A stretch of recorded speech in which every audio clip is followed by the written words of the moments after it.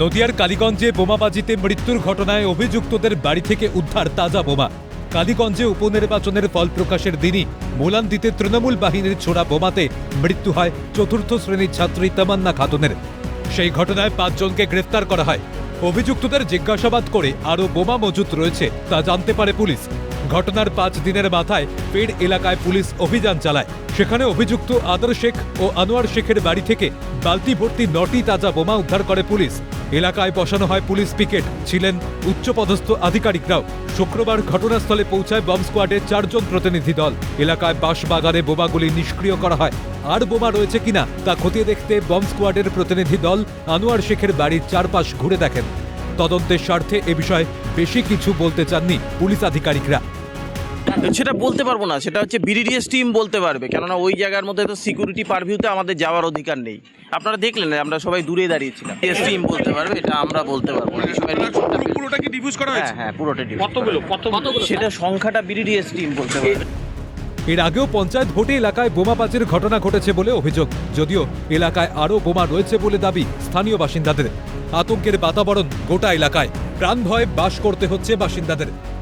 বোমা স্কোয়ার এসেছিল, ওরা সাংবাদিকদের ভিতরে কাগজে যে দিইনি, মানে ওরা নিজে এখানে তুলে নিয়ে গিয়ে ওরা 100 মিটারের ভিতরে নিয়ে গিয়ে ওরা বোমটা ব্লাস্ট করেছে।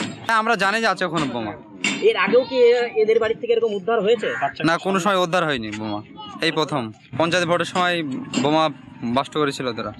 ওই তো ওই মাছতলা থেকে তোলা হইলো বোমটা। এলাকায় কি এরকম বোম আরো পাওয়া গেছিল আগে? হ্যাঁ, আগে পড়াই পেরাই তো হয়, থাকে তো বটেই।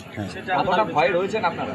হ্যাঁ, ভয়ে কতটা রয়েছেন, আতঙ্কে কতটা রয়েছে? আতঙ্কে আমরা হয়তো বটে, মানে পড়াতে হইলি পারবো আতঙ্ক, আমরা পড়াই আতঙ্ক চলে যায়।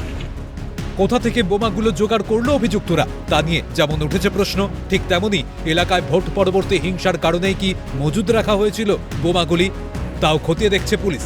এলাকায় কি আরও মজুদ রয়েছে বোমা, এখন সেটাই দেখার। পাশাপাশি সেদিনের ঘটনায় বাকি অভিযুক্তদের খোঁজেও চলছে তল্লাশি। আনোয়ার শেখ, মানুয়ার শেখ, কালু শেখ, শরীফুল শেখ, তাদের বাড়ির থেকে যে 9টি বোমা উদ্ধার করেছিল পুলিশ, সেই 9টি বোমা ডিসপোজ করলো বা নিষ্ক্রিয় করলো বোম স্কোয়াডের আধিকারিকরা। এই বোম কার্যত তারা ব্যবহার করছেন এই এলাকায় তাণ্ডব চালানোর জন্য, সন্ত্রাস চালানোর জন্য এবং ক্ষমতা কায়েম করার জন্য। আর সেই অভিযোগ কিন্তু এলাকাবাসী করছেন।